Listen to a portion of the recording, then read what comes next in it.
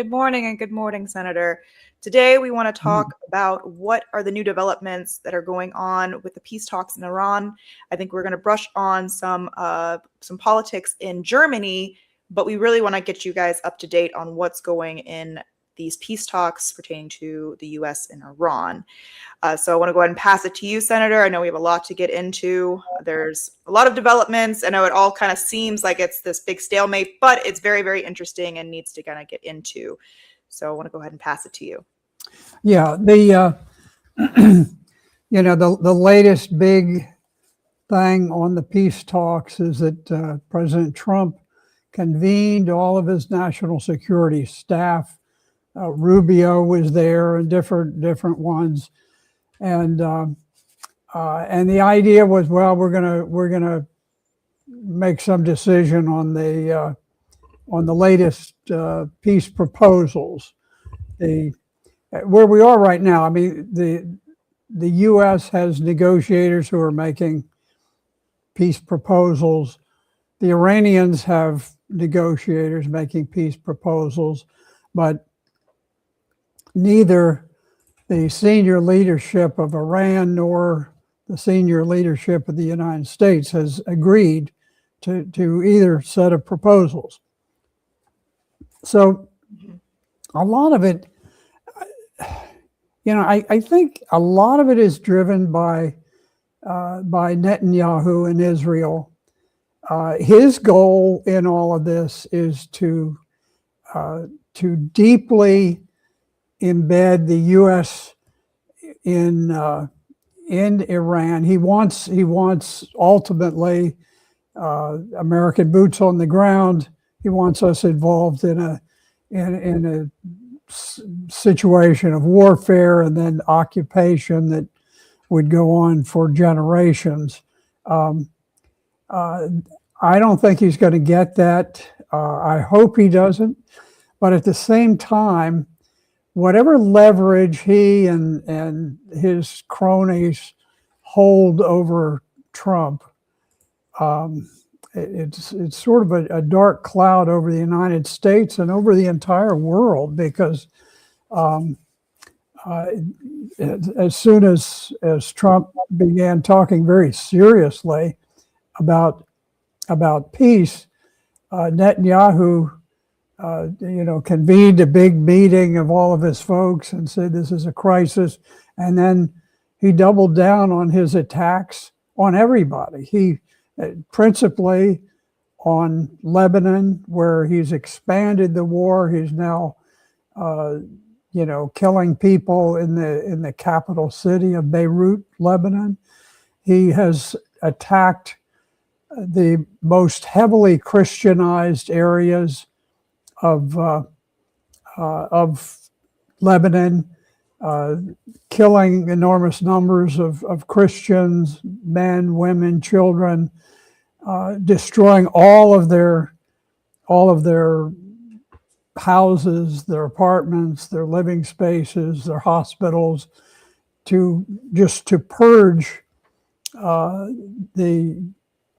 this portion of Lebanon of all of the Christians who are there. In addition to there are some Arabs in that area too, but right now he's focused on eliminating the Christians.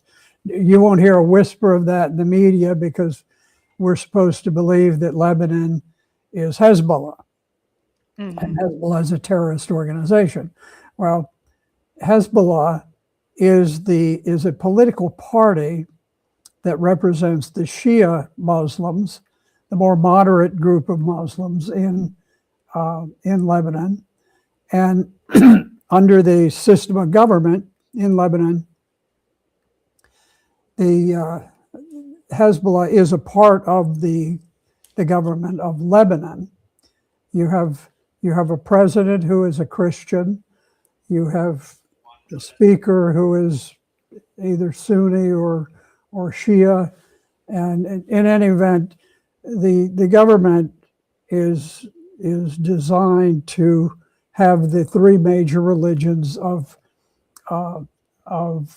Lebanon all represented and all participating in government. It's worked fairly successfully, with the exception of the fact that um, Mhm. that Israel has had its eye on seizing the lands, particularly the lands that are owned by the Christians that are the closest to their borders, and now they're just going through a process of ethnic cleansing of the Christians. So they're ethnically cleansing the Muslims in Gaza, where they've now expanded. Now they've said, okay, they're going to settle 70% of the Mhm. Gaza Strip, and the 2.1 million people who occupied the Gaza are now going to be crammed into 30% of that very small uh, portion of land. Mhm. They've also just unleashed the settlers who are certainly, I can't imagine that anything the Nazis ever did was worse than what the settlers in the West Bank have done to the poor shepherds. They don't have an army, they don't have anything, but they're just being murdered, wiped out by the settlers who are zip tying penises and gunning down Mhm. mothers with their children and just doing every imaginable thing. So we've got, Trump is struggling rather aimlessly with how do we wrap up this war and open up the Straits of Hormuz.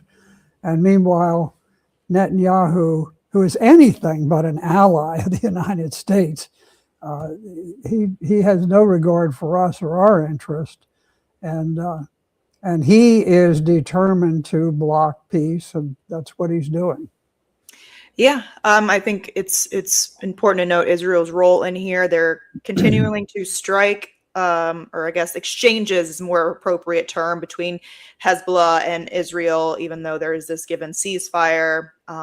Some could critique that Israel kind of broke this supposed ceasefire first with their airstrikes, but nonetheless, at this current time, they are both engaging in back and forth fire.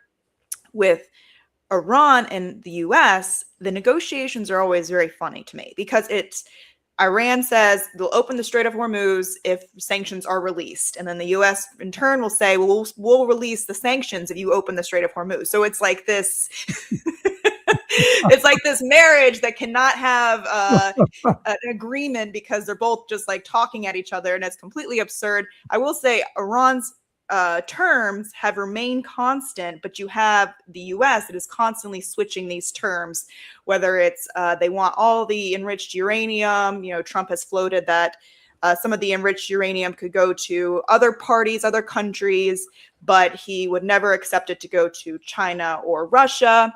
And Iran saying that they would allow it to go to a third country and would not like it to see it go to the US.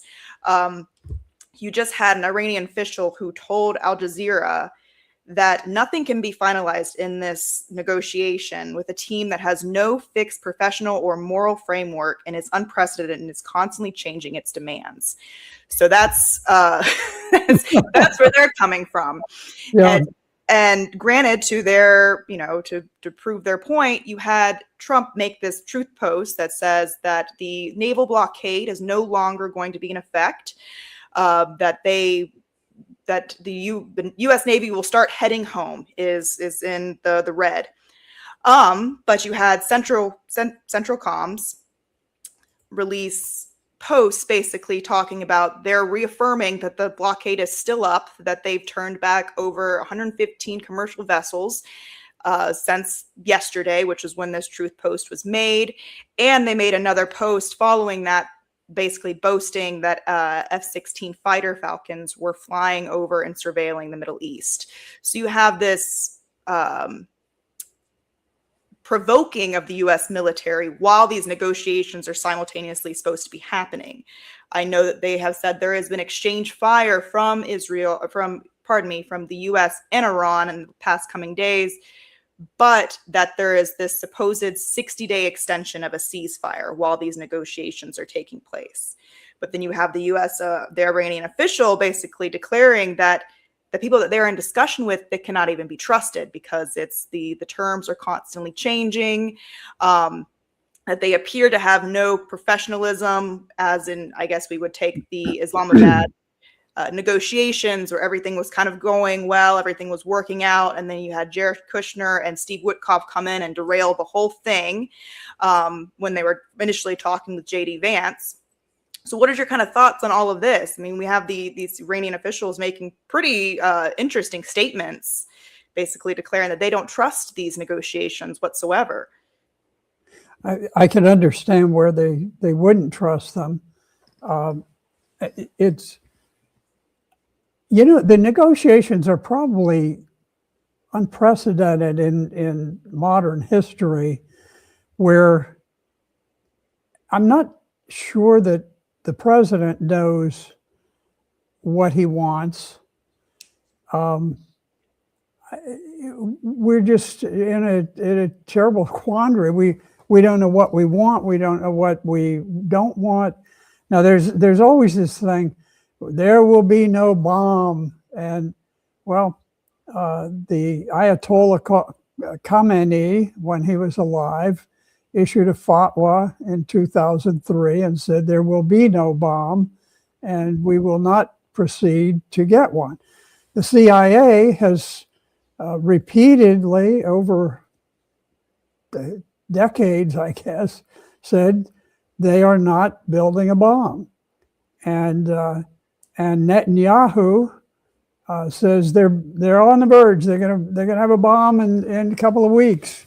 Mm-hmm. And he's been saying that for 20 years, and they don't have a bomb, and there's no indication they want one. So and honestly, as far as I'm concerned, I don't give a rip whether they've got a bomb or they don't, because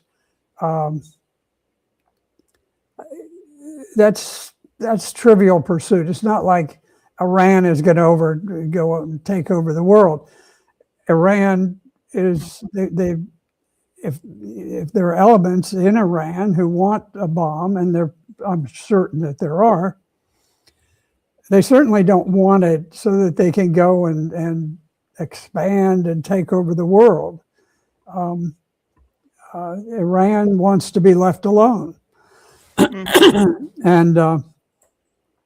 it's Israel's policy. They want to be able to impose a reign of terror on all of their neighbors and to be free to go and to bomb them at will and impose suffering and horrors on the people. And that's just Iranian or Israeli policy. So the Iranians would like to, I'm sure there are elements who would like to have the means of at least posing somewhat of a threat to Israel in return. Mm-hmm. And so, but as far as Americans are concerned, what is the difference? People aren't lying awake at night in Chicago or in Miami thinking, North Korea has nuclear weapons. What am I going to do? Mm-hmm. They don't think about, India has nuclear weapons, or its arch foe Pakistan has nuclear weapons. What are we going to do? We don't care. Mm-hmm. What we care about is what's the price of gasoline? Are food prices going to escalate in another 6 months? And honestly, it is likely that if this war doesn't end pronto, there's going to be a big loss for the Republicans at the polls, which some people will applaud and other people will think is terrible. But it's like we're gambling everything for nothing. Nothing. there's not one person in this country, once a peace deal is made, there's not anybody who's going to be walking down the street just thinking, oh my gosh, if only we had war going with Iran today. It's just it doesn't affect us. Yeah, well, I know my generation, we deal in memes, which is like this, the pictures with like funny sayings. And there's this really funny one that keeps, coming up and being kind of very relevant. It's the scene from this Netflix show, Breaking Bad. I'm not sure if you've ever seen it, but it's this isn't actually what they say, but it's kind of plays on it. But it says, I'm attacking Iran because they have nuclear weapons. And they say, oh, well, why aren't we attacking Russia? And it says, are you crazy? Russia has nuclear weapons. And so it's like one of those things where it's when you actually critically think about it, it's ridiculous. So why would we attack a nation if they truly had nuclear weapons? Because in the direct threat of their entire sovereignty, wouldn't they use these nuclear weapons? And so it's this it's just how my generation makes fun of some of the policies that we enact. But to your point, I think you had the Secretary of Agriculture come out and state that if this continued war continues, that farmers in the U.S. are going to suffer from fertilizer prices. Yeah. I stated that 50% of the fertilizer that comes into this country is from Russia or China. And that will be significantly hindered as the Strait of Hormuz is continued to be closed. Closed, I should say, in air quotes, because I think Iran is still allowing boats to pass through. It's used to be like 500 boats a day. Now it's like averaging like 20 boats a day, but it's with their permission. And we had spoken about this in previous shows. If they're doing the transaction in Iranian currency or Chinese currency in yuan. So that strips away from the U.S. hegemonic power of the U.S. dollar. I think Bitcoin may have something to do with that too. Oh, that's an addition now? Okay, so then you also have that. So it's we're putting ourselves in a very peculiar situation, trying to exert power when it's actually showing other nations that they can trade with each other outside of the US dollar, probably more now than ever. You have pardon me, I think I just kind of just lost my thought. I was going to say something along the lines of this current engagement, but I want to go ahead and just pass it to you and what your thoughts on the fertilizer, and how does this position us on the international stage, pertaining to how we historically used our power with the US dollar. Yeah, the dollar is it's immensely important to us because people look at the fantastic national debt that we have. It rises a couple $1 trillion a year, just going to the sky. And you say, well, how does this work? Well, it works because most of the trade in the world is in US dollars. And what this means, let's say that the Treasury needs $10 billion this month. They print it and they put it in circulation. Now, some of it is in paper currency and some of it is digital, bank balances and so forth. But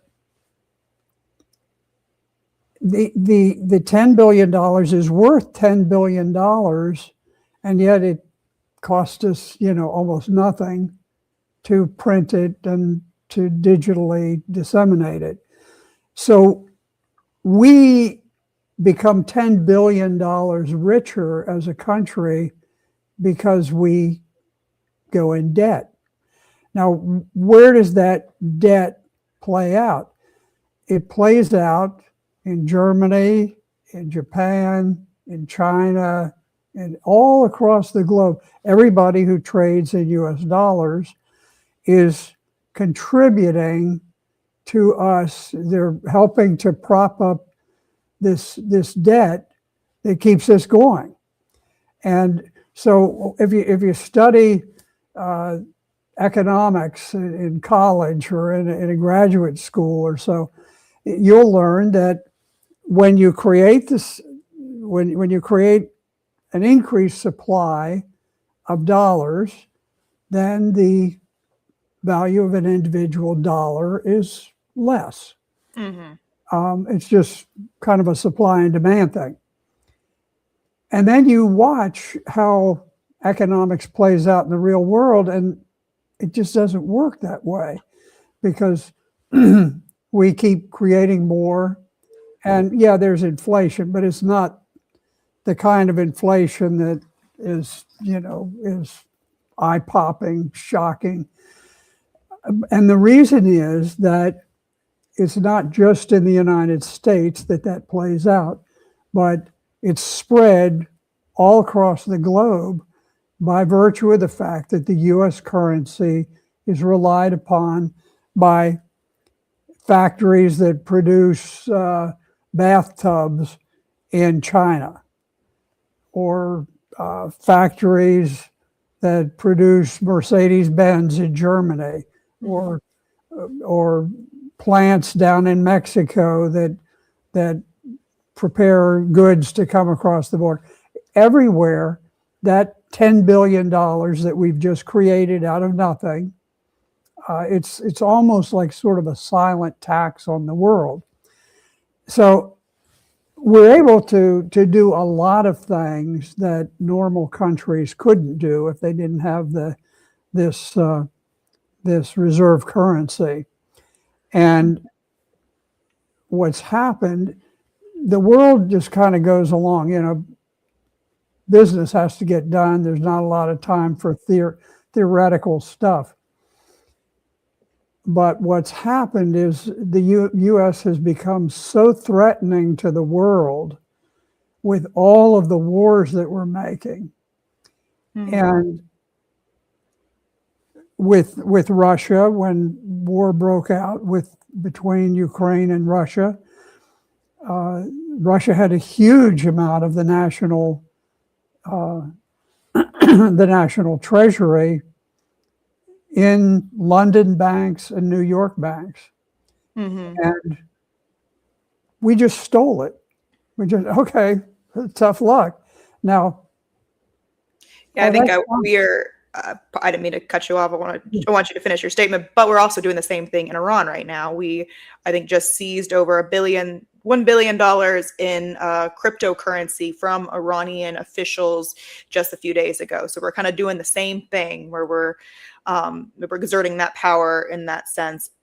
And the Saudi Arabia, our alliance with Saudi Arabia, which propped up the US dollar with the petrodollar, which I feel is being significantly strained. I mean, granted, Saudi Arabia and their leader, Mohammed bin Salman, is not a good person or a good ally that we've decided to link ourselves with. But they are getting growingly frustrated with the financial kind of hindrance that the Strait of Hormuz being closed is placing on them. And with our engagement with Israel in Gaza in particular, I think in 2024 or 2025, they opted out of renewing the petrodollar contract and declared that they are going to submit their application to BRICS. Well, as all of these things go on, the world's nations have gotten very nervous about trusting Western banks. And we do our banking in London and we do our banking in New York. That's the bulk of what's going on. These are the two big banking centers. And so if you are, whatever country you name, and there may be areas of friction over trade or this or that, you get very nervous about the idea of entrusting your gold, your deposits and so forth to banks in London or New York, because the two of them are linked. Our linkage with London, with Great Britain is in large measure, a financial arrangement. This is the two sides of the magnet that keep us bound together, is that we control the world's currency. It's not the British pound, it's the dollar, but still the London banks are enormously important in this process. And so countries, they looked at what happened to Russia and they said, my gosh, these banks were trusted to handle these deposits on behalf of all of the Russian people. And the US and Great Britain stole them. And now what they've done, they've done some arrangement where the banks have issued bonds based on interest that these deposits earn. And those bonds resulted in enormous profits for the banks involved. So this goes on, and you mentioned with Iran, I'm no fan of Barack Obama's, but I thought he did a very fine job with the JCPOA, and he was very criticized for the fact that there were plane loads of currency flown over to Iran, and it sounded as though we gave some big gift to Iran. Well, no, we didn't. It was money we had stolen, and we held it, and all of the profits from that stolen money went to the big banks in the West. And we were returning a portion of what they owned and we did not own. I mean, that's, if a thief returns something to you, that's not a gift to you. If he just stole it, or a portion of what they stole. That's right. So if you steal $1,000 from the bank and you give them back $100, then people don't say, "Oh, look, that greedy bank took $100 from the thief." But in the Western media, this is the way we do. We say, "Oh, well, look, this was a terrible deal." Well, it wasn't a deal. It was just the return of stolen funds. But what's happened? All of the countries of the world look at this and they think, we have some disputes with the United States over this or that. Countries are that way. What do we do if they just simply take all of our money away? We'd like to have it in a secure place, and we'd like to think that New York City is more secure than, Rwanda or wherever. But maybe for us it's not, because the United States may get mad at us and just take all of our money and leave us in the dark.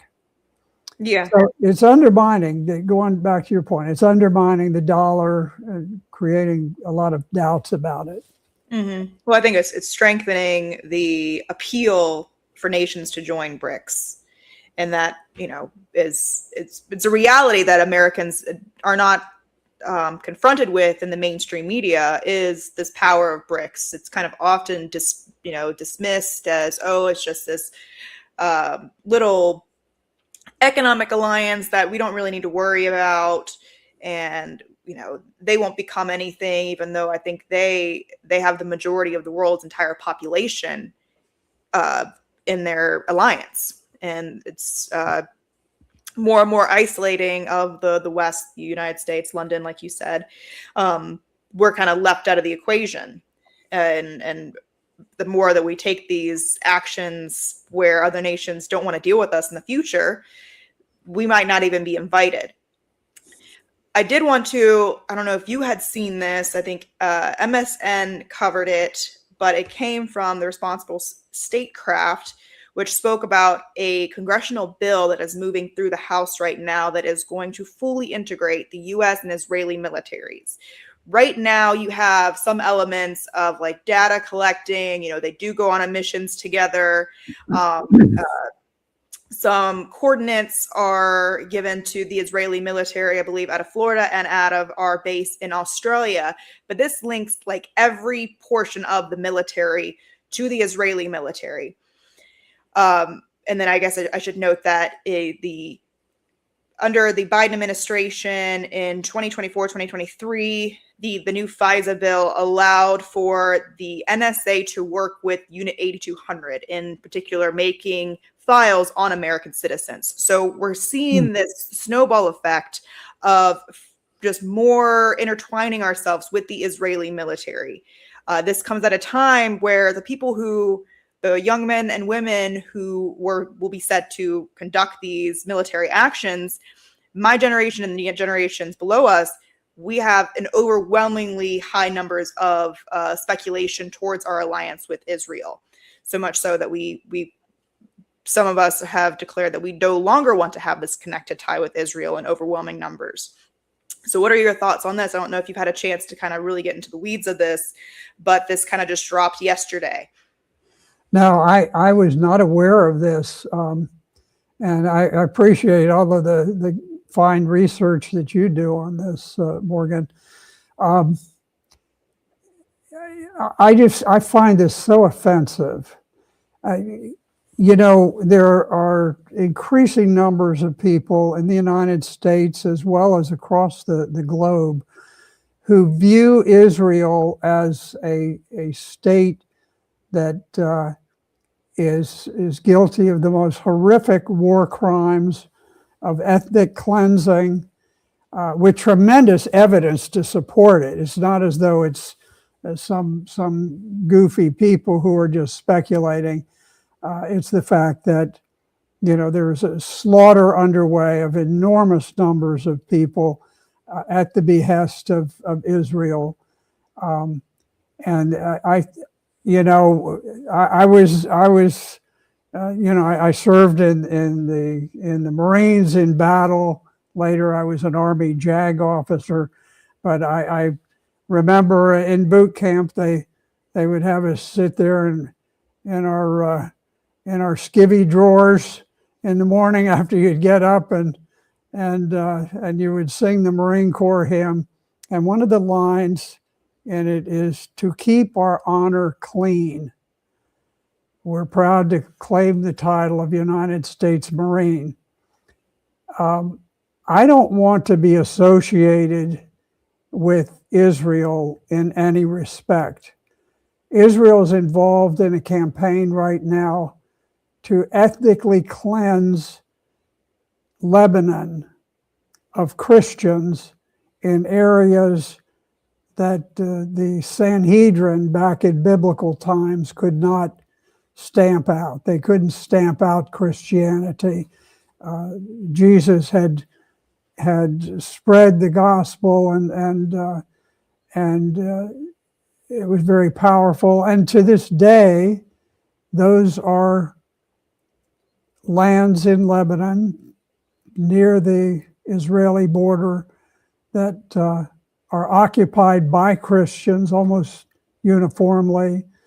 And we've seen the Israeli Defense Forces go in and smash the face of Jesus on a large crucifix, and mock the Virgin Mary, putting cigarettes in her mouth and this kind of thing, just showing their utter disdain and hatred for Christians. And of course, it's no secret the hatred that they have for the Arabs. It's like a nation of hate at this point. And I'm so glad that in the United States, there's a very powerful movement within the Jewish community against what's going on in Israel. It's not small. It's not some small group. It's a major part of the Jewish population in the country that is very opposed to the war crimes being committed by the Israeli Defense Forces. I shed a lot of blood and made a lot of sacrifices. My radio men. I was very close to Henry Smith, the corporal. He and I were in battle after battle, and both of us volunteered to go out to try to rescue a Marine outpost that was under attack. And we were both waiting to catch planes home. He was supposed to catch his the very day that we left. And in any event, he ended up dying right beside me. And I was wounded later when I went in to be treated at a place called Charlie Med, where casualties were pouring in. All of the surgeons were occupied with people who were, on the verge of death. And I had a young corpsman, probably 18-year-old kid. He'd watched a lot of surgeries being done, and he came up and I'm standing there bleeding, and he said, "Sir," he said, "all the surgeons are tied up. You mind if I operate on you?" I said, "Yeah, let's go ahead and do it." So, and then when he was finished, I was told, "Well, you can take a bed out in this hooch that was out across some sawgrass," and there were no wheelchairs, there were no anything. I just walked, and then about halfway down the boardwalk, I passed out for loss of blood, and I laid out there in the hot Vietnam sun alone. Nobody had the time to bother that there was somebody out there laying face down. I don't have any problem. I'm very proud of the fact that I did it. I'm very proud of the fact that Smitty made the sacrifice he did. I have tremendous admiration for him. But then I think that there are people who are willing now to take the pride of these fine soldiers, sailors, airmen, Marines, and just dash it to pieces by associating us with war criminals in the Israeli Defense Forces of the Jewish settler movement, who are certainly every bit as bad as anything that we're told about the Holocaust and the Nazis and so forth. I don't want to be associated with them. I want to be associated with the United States. You see my flags behind us. I got the U.S. flag. I've got the flag of the state of Virginia. I got the Marine Corps flag. That's it's just something I do. I don't want to have an Israeli flag. I don't want to have any other nation's flag. I'm not beholden to them, and I never will be. So, while you were telling us that story, I couldn't help but think about, what Israel has done in Gaza. Every hospital has been destroyed except for one hospital right now that is semi-functioning. If there is a person who needs sutures from, getting shrapnel by these bombs that have just completely obliterated this 5 by 25 mile strip of land, there is no wheelchairs, there is no antibiotics. And, to kind of you were saying that all the other surgeons were caught up at the moment in Gaza, basically all the surgeons have been murdered or captured in prison. So you have a lot of these medical students who, with very minimal experience, have jumped into the front lines and become the primary doctors, the doctors that are doing these surgeries. I mean, the history will write in these books about these crimes, and it will put to shame that all of us kind of allowed it to happen. I think there were reports when these hospitals were still functioning and Israel kind of went by one and forcefully evacuated some of them. There were women who just had cesareans, and their children may have been in the NICUs. They were told to evacuate in this very, very traumatic story where, it made headlines in the American press because of how grotesque it was. You had Israel evacuating hospitals. There was this NICU ward. They told the Palestinians, we'll take care, we'll funnel these babies to a hospital in Israel and make sure they get top care. Once they were allowed to re-enter into the hospital, they found that these babies had just been left to die. And it was reported on. They had some of the journalists go there and document, have the pictures of these children who were just left, the definition of innocence. Was left to just die there. Yeah. And so they had taken these actions time and time again. And that's just kind of another reason why, if we're intertwining ourselves with this military, how do we have people from other nations or even the people here disassociate our actions from theirs? Yes. And if you wanted to come up with one adjective to describe the actions of the nation of Israel, it would be cruelty.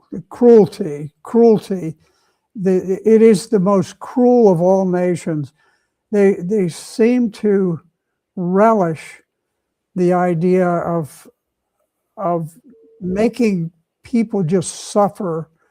I recall was it Tony Aguilar who I'm not sure, but we were just discussing the very orchestrated attacks on all medical facilities, all of the medical centers, the hospitals, the ambulances, everything. And I recall the discussion about a doctor, a surgeon who was involved in carrying out very serious surgery, and the IDF soldiers burst into the operating room and ordered him out. And when he continued operating on a bleeding patient, they shot him, they kneecapped him. This is one of the favorite things.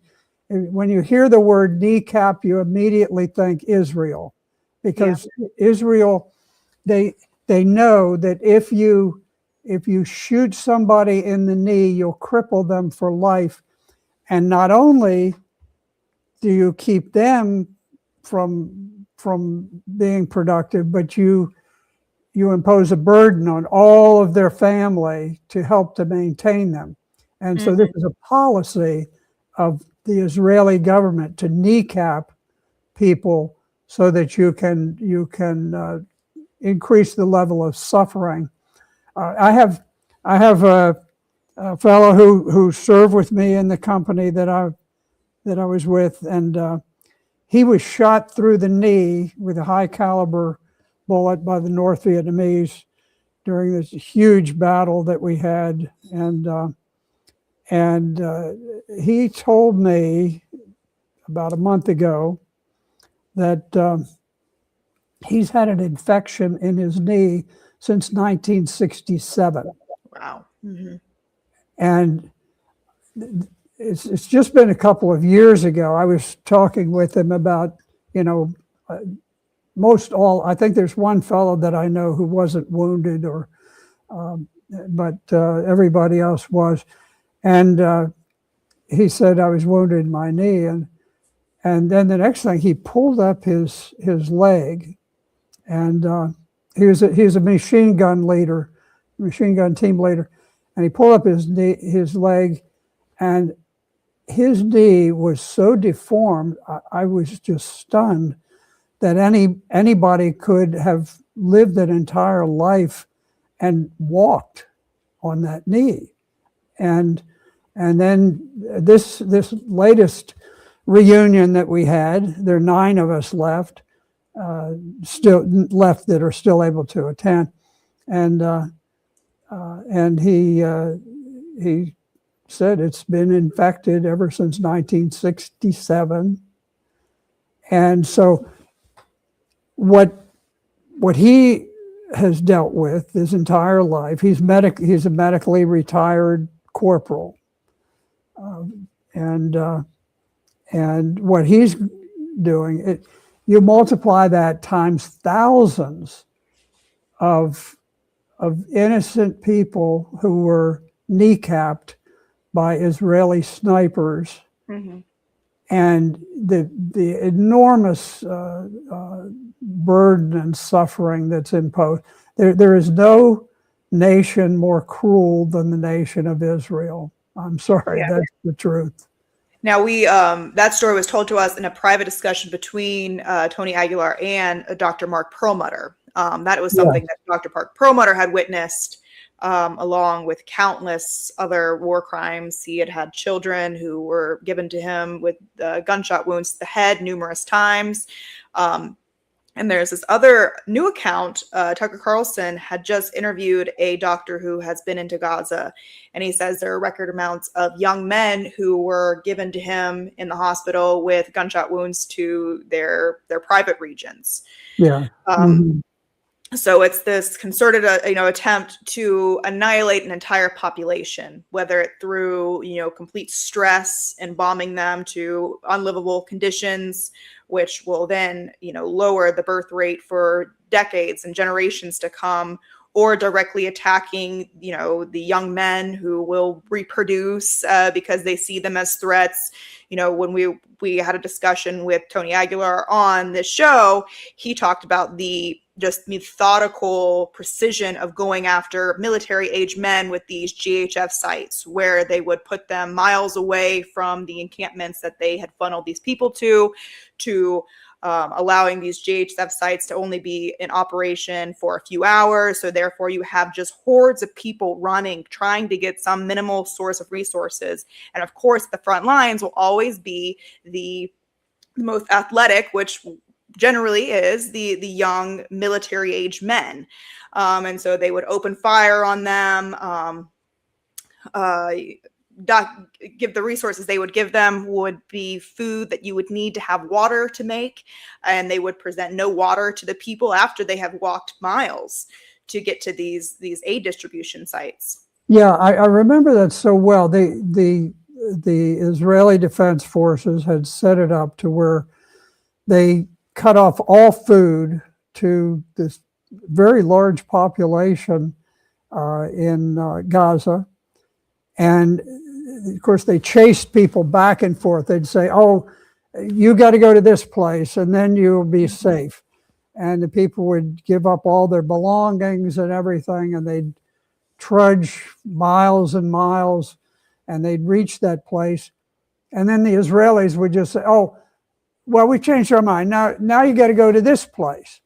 And just, they did it almost like, it was like a big joke to just torture the people. And then they set it up to where if you wanted food, you had to go way up close to the Egyptian border. Mm-hmm. And the only way to do it is you had to have somebody really physically fit who could make it all the way up there and hope to bring back some little scraps of food. Mm-hmm. So you'd have a family where maybe some of the people have been kneecapped, many of the people have been blinded or crippled. So what they do is they pick the one person who can go. They pick some young man who goes, and he goes out, and the Israelis would set it up to where they would draw them to the food, almost like they were, drawing cockroaches to some kind of poison. And all of these young men they'd go and they'd go to pick up food, and they'd almost mock the people, where they'd sort of just leave confusion about it. How do you go? Where do you go? And then they'd fire over their heads, and then sometimes they just, for the fun of it, they just shoot some of them as they were going. and the people would go and they'd try to get food, and very often the healthiest members of the families were the ones who died trying to bring food back to the others. And what is it? I guess, no greater love hath man that he gives his life for another. But this is, very courageous young Palestinians sacrificing themselves to try to save their families from the Israelis. So I don't ever want to be associated with Israel, with all of its cruelty, with its war crimes.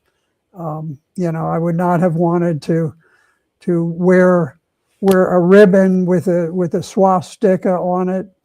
Back in those times, I would not want to wear a ribbon with a Star of David on it in these times either. Yeah. Just for visual purposes, there thankfully have been new whistleblowers, a part of this GHF bit that the U.S. Was engaged in. This is video footage of these aid distribution sites opening. And I believe this video shows the IDF how they just open fire, and it's completely deliberate. So that's a IDF Merkava tank. Yeah. And those people who have been starving for months on end because the UNRWA site had already been taken out by the U.S. and Israeli efforts.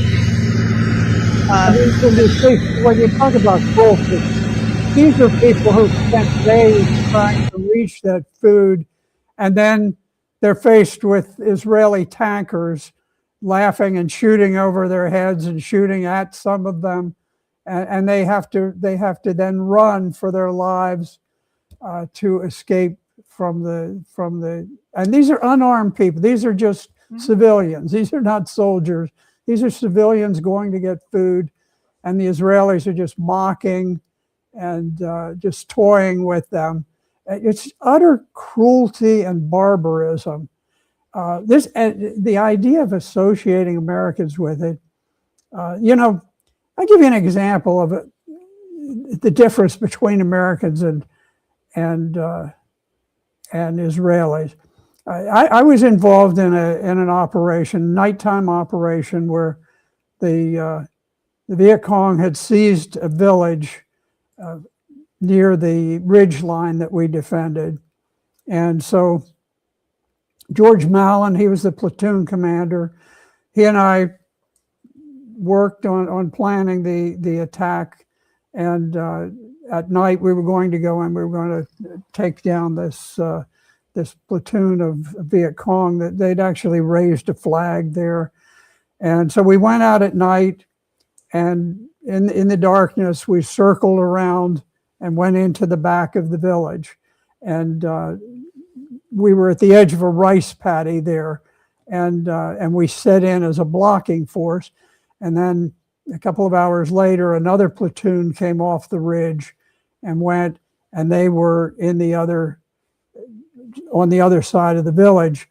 And this is called a hammer and anvil attack, which is where you have a defensive group and you have an attacking group, and they catch the enemy in between and are able to kill them. So here it was, very early in the morning. It's still very dark, and we're lined up on the edge of the rice paddy, just at the edge of the high ground where the sort of the jungle and the village were inside there, and we're peering through the darkness, and all of the guns were laid to where they crisscross, the fires crisscross to where anybody crossing through there gets killed.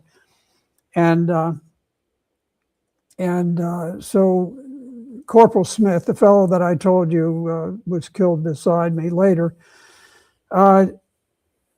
we're looking, and all of a sudden there's a faint figure in the darkness, and we can tell there's somebody moving there. And this is in no man's land. This is where all the gunfire is about to start. And then I could just make out that it was an ancient woman, and she was hobbling, a Vietnamese woman. She's hobbling through the darkness to go out to go to the bathroom in the morning, because they didn't have toilets. They just went in the jungle. And so I looked. I had a radium dialed watch, and I looked at my watch, and it's 5 minutes until H hour. In 5 minutes, the other platoon on the other side of the village is going to attack, driving the Viet Cong into this kill zone, and anybody in there is going to die. And I looked and I thought, this lady's going to die in 5 minutes. And so I turned to Smitty and I said, Smitty, pass down the line. Don't fire, I'm going in. And I passed the word down the other way. And I'm a second lieutenant, he's a corporal. We're dear friends. And so we passed the word, not knowing in the darkness where you're having to whisper how likely it is that the word's actually going to make it from man to man to man. Mm-hmm. And then we got up, and I got up to quickly move to where this woman was, a couple 100 feet away. And then I didn't tell Smitty to come with me. I wouldn't do that. But next thing, he's right beside me. And we reached the woman, who was terrified. You have a couple of soldiers emerge in the night, and so she hoisted her pants up and tried to hobble away. And we didn't have any time. And so I grabbed her with my right arm, and Smitty grabbed her with his left arm, or vice versa. And we just lifted her up and we started walking back. And as we did, we were spotted by a Viet Cong sentry who fired a rifle grenade, and you could hear it. It had very distinctive sort of a tinny pop, and you knew that's what it was. And the rifle grenade goes up very steeply, and then it comes down. So it's not like a bullet that it's fired and it hits right away. But we knew we had just moments before that would explode. So we just burst through the jungle, and we reached the edge of the rice paddy, which was flooded and flat, kind of grassy. And we literally just dove through the air, dragging the woman, like flying like a rag doll. And the three of us, and we splatted down in the rice paddy. And at far less than a second later, just a tiny moment later, the rifle grenade hit beside me on one of the rice paddy dikes. And because we were down, the explosion went up like this, and we were not injured, even though it had gone off right beside me. Wow. And at that moment, that triggered the whole attack, and the other platoon, the other Marine platoon, charged into the village. The Viet Cong came out, firing started everywhere. The Viet Cong platoon was cut down, and they were killed. And so you had this one lone woman. A lot of people ask me, whatever happened? Whatever? I have no idea what happened to her. Mm-hmm. All I know, my guess is that she got herself together and made it across the rice paddy somewhere, but she was not killed in this attack. Now, you think of what does this tell you about Americans and about America? That here you had two Southerners, actually. I mean, I was from Miami, Florida, and Smitty had lived various places. He had a single mom, and but he had lived in Florida. His mom, at the time he was killed, was in Richmond, Virginia. And so what is the difference in the type of culture that represented what America was back then and the culture that tells you what does Israel represent today?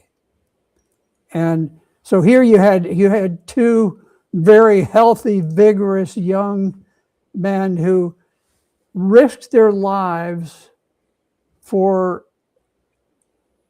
an old woman who probably had a life expectancy of 2 or 3 years in the scheme of things back in the jungle. But it was sort of the duty of men to be protective of women, of children, of old folks, and this kind of thing. We weren't in the business of kneecapping people. And despite all of the things all the things that were thrown up about Vietnam, Americans were just very, very kind, very decent people.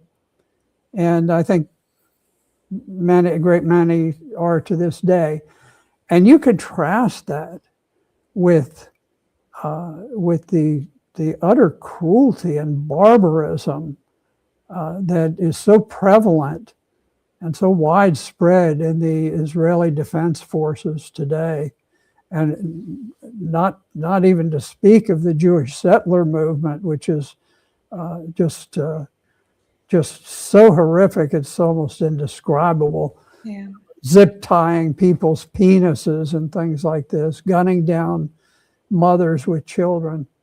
So anyway, I'm proud of the Marines, and I don't want to be associated in any way with the Israeli armed forces. Well, yeah, I think this might have a huge kickback effect that, Congress wants to push this through. They might not have young men and women are signing up for the military. That they aren't kind of hoodwinked to conduct these actions and under the guise of it's for our national security, or we have to do these things. I know that conscientious objection is at an all-time high right now. They say it's gone up about 1,000%, which is active force basically revoking their status and saying they will not conduct these actions out of either religious or moral standing. So I think you'll probably run into a lot of that, which was Pete Hegseth's big thing, talking about the recruitment numbers are so low because of the ideology that was kind of pushed. They were saying during the Biden administration, but now we've kind of gone to this opposite spectrum. The ideology that's now pushed, where we have to be, locked up with Israel, might have the same effect. So I think that'll be interesting to watch how that kind of unfolds. Yeah, I guess we've about run out of time. Well, we are at an hour, but if you want to have the discussion on the German stuff that's happening in Germany, more than welcome to. We can go a little extra if you would like. Okay, well, maybe we just touch on it for a moment. Okay. We picked up on a story out of Germany from Nordrhein Westphalia, and there is a Catholic school there. Now, when you think Catholic, you think of things a little bit differently in this country than in Germany. In Germany, the religious schools have been sort of secularized and almost become more like an adjunct to the public school system. But in any event, you have a situation where at this one Catholic school, the children, the 13 to 15-year-olds, were given the really grotesque task of modernizing a brothel. Now they were given a task of planning a whorehouse to make it sexually inclusive, so that it would cover every lifestyle and preference imaginable, so that it's sort of combining DEI and this idea of inclusion with sexual perversion, and teaching it in actually a Catholic high school. This was at the Cardinal von Galen Gymnasium in Cavalier, North Rhine-Westphalia. And it's part of a sexual education diversity module. Now, increasingly we're finding this tendency to move towards this type of thing, and to abandon the actual teaching of reading, writing, arithmetic, and so forth. So this was the issue we just wanted to touch on. It just shows sort of the disintegration of civilization in the West, and particularly in Germany, which has been so hard hit by this fake war between, well, it's a real war between Russia and Ukraine, but the Russophobia that they won't stop at Ukraine. Yeah. So we don't have too much time to go beyond that, but it's one more just indicator of the way that the direction we're taking as a culture is just really devouring civilization. And we got to get the war over. We got to get a lot of wars finished, and we've got to get back to taking care of business and trying to recapture some of the goodness and decency that used to be a part of, well, it still is a part of so much of America, but it certainly is not something that predominates among the elites of this country today. Yeah, that's a very, very solid point. Well, I want to thank you, Senator, for all the input you put today, and the stories, and telling us about your time in Vietnam. It's all very, very important to hear those stories, and how it kind of contradicts of how the current ruling class and officials want to kind of present the U.S. military in current times. So I feel like that's very important. And I want to encourage everybody to, like, share, and spread this knowledge, and tune in next week to Focus on the News. Thank you, Morgan.